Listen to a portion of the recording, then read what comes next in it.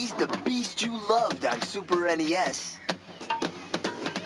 And now we've captured him on Game Boy in an all-new game with all new enemies and worlds. Donkey Kong Land. New for Game Boy and Super Game Boy. The Donkey Kong Land trilogy is one of those fascinating chapters in gaming history that often tends to get overlooked.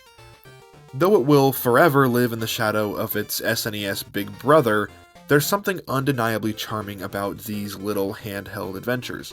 They exist in a space that feels experimental, scrappy, and at times bold. Rare wasn't just porting the magic of Donkey Kong Country to the Game Boy, they were reinterpreting it, squeezing a full-fledged console experience into an underpowered black and white 8-bit handheld.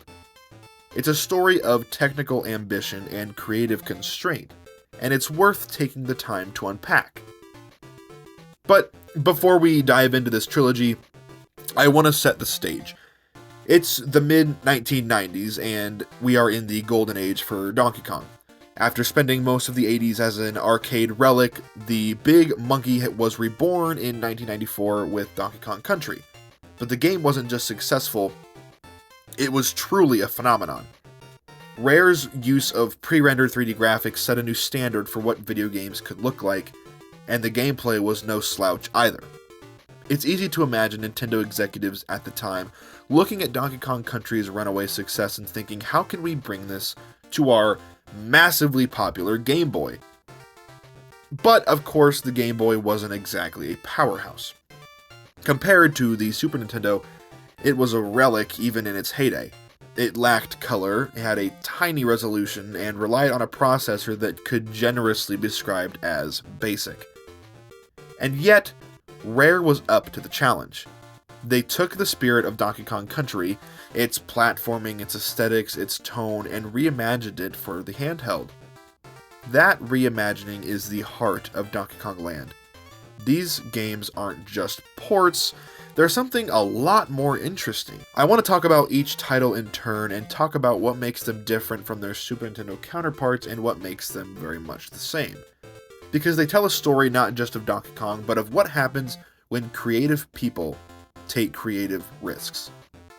The first game in the trilogy feels like Rare testing the waters, both technically and conceptually.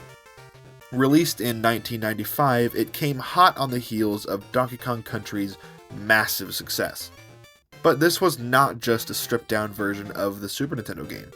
It was a brand new adventure, complete with its own story and level design. The story is a classic Rare tale.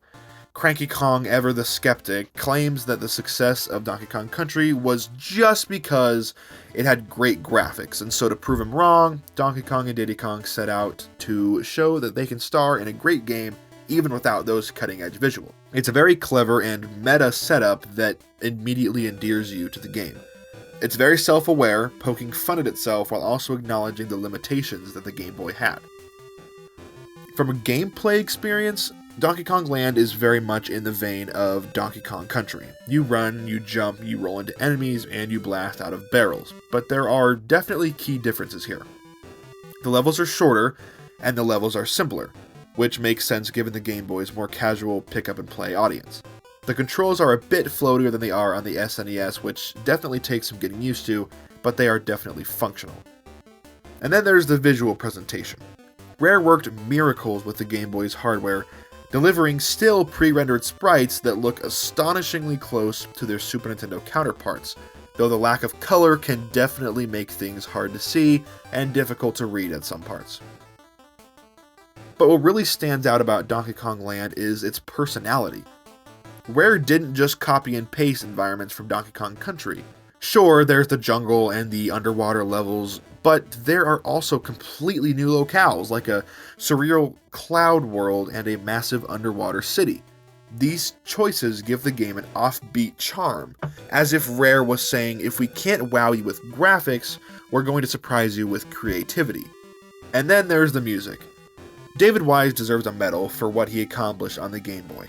He stripped down to chiptune form. Tracks like Gangplank Galleon and Fear Factory still carry the emotional weight, and there's something hauntingly beautiful about hearing these lush compositions reinterpreted through the lens of limited hardware. Moving on to Donkey Kong Land 2, the second entry in the trilogy, is where things really start to feel more refined and polished.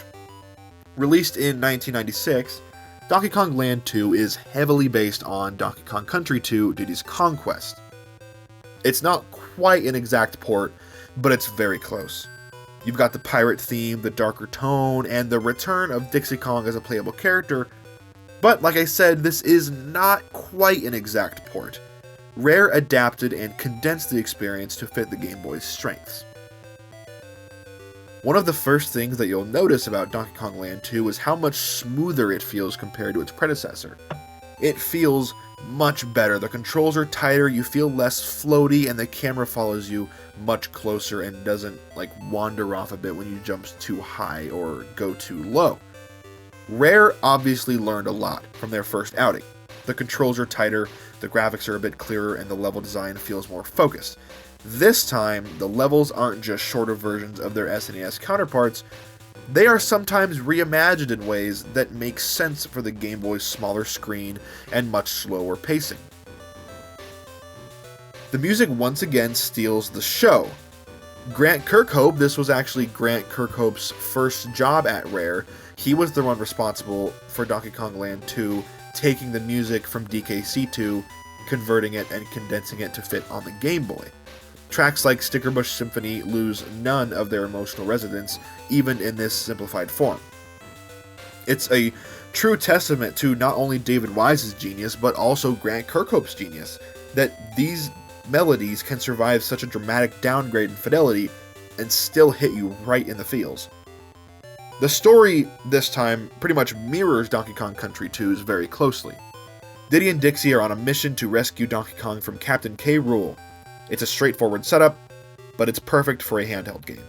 You can pick it up, play through a few levels, and feel like you've made meaningful progress. And while the game leans heavily on its Super Nintendo counterpart, it still finds moments to surprise you, like with its inventive boss battles and occasional new twists on familiar mechanics. By the time Donkey Kong Land 3 had come out, the Game Boy was entering its twilight years. The Super Nintendo was still going strong, and the N64 was ushering in a new era of advanced 3D gaming. But Rare wasn't quite done with the handheld just yet. In fact, in my opinion, they saved the best for last. Donkey Kong Land 3 feels like the most polished by far and the most ambitious game in this trilogy. This time, the story focuses on Dixie Kong and her cousin Kiddy Kong, mirroring the setup of Donkey Kong Country 3, but, once again, Rare reimagined the experience rather than simply shrinking it down. The levels are brand new, with a stronger emphasis on exploration and secrets. What really sets this game apart is its sense of scale. The environments feel bigger, the level design is more intricate, and the overall difficulty is noticeably higher. Rare was clearly pushing the Game Boy to its absolute limits with this one, and it definitely shows. The visuals look a bit crisper, the animations are smoother, and the game, it just feels more confident overall, like they finally had it mastered this third time around, although I still do enjoy the first one, and I quite love the second one. And of course, obviously, the music is fantastic. Evelyn Fisher's score still sounds great even on the Game Boy. The rich, layered composition still sounded great on the Game Boy sound chip. There's a sense of almost finality to the soundtrack, as if it's saying goodbye to this era. So, what is the legacy of the Donkey Kong Land trilogy? I want to ask you guys. What do you think? On the surface, these games might seem like just lesser versions of the Donkey Kong Country series, but that's a pretty shallow reading. These games aren't about recreating the console experience.